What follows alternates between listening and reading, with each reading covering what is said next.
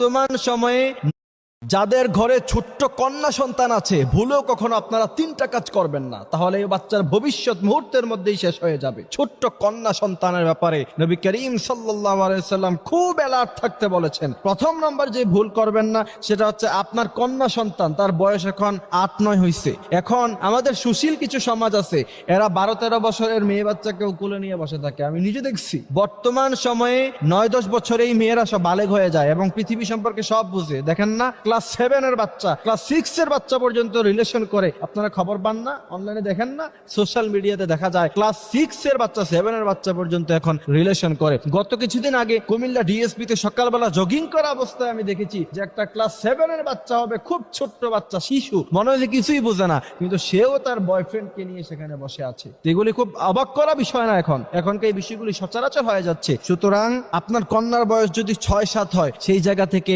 আপনি কখনো আপনার কোনো ফ্রেন্ড সার্কেল হোক, বন্ধু বান্ধব হোক, আত্মীয় স্বজন হোক, তাদের কোলে বসতে দেওয়ার কোনো প্রয়োজন নাই। কারণ পৃথিবীতে এরকম অনেক অমানুষ আছে যারা পশুদের সাথে পর্যন্ত খারাপ কাজ করে। তো সেই জায়গা থেকে 6-7 বছরের একটা বাচ্চা তো তার কাছে আরো বেশি ভালো লাগার জায়গা হবে। সুতরাং সেই জায়গা থেকে অবশ্যই আপনার ছোট বাচ্চা কন্যা সন্তানকে গাইডলাইনে রাখবেন যে 6-7 বছর পরে, 7-8 বছর পরে তাকে যেন কেউ আর শরীরে ধরে আদর না করে, তাকে যেন আর কেউ কোলে না বসায়। রাসূল করিম সাল্লাল্লাহু আলাইহি ওয়াসাল্লাম এবারে নিষেধ করেছেন। তারপর দ্বিতীয় নাম্বার হচ্ছে, কখনো আপনার ছোট বাচ্চাকে কারো বাড়িতে একা যেতে দিবেন না। অনেক নিউজের মধ্যে পাওয়া যায় চাচার বাসায় গিয়েছে, চাচাতো ভাইয়ের বাসায় গিয়েছে, একা একা গিয়েছে, ফুফাতো ভাইয়ের বাসায় গিয়েছে, সেখানে বা শিশু বাচ্চাকে ধর্ষণ করা হয়েছে। সুতরাং অবশ্যই আপনার কন্যা সন্তান, তাকে অনেক সেফ করে আপনাকে বড় করতে হবে। এটা তো মণিমুক্তা, তাকে তো আপনি অনেক সেফ করে, অনেক গাইডলাইন দিয়ে, তাকে অনেক দেখে শুনে আপনি একটা মেয়ে সন্তানকে বড় করতে হয়। কারণ কিছু কিছু পুরুষ আছে, তাদের মস্তিষ্ক এতই খারাপ যারা বাচ্চাদেরকে পর্যন্ত ছাড়ে না। সুতরাং সেই জায়গা থেকে কখনো কারো বাড়িতে আপনি একা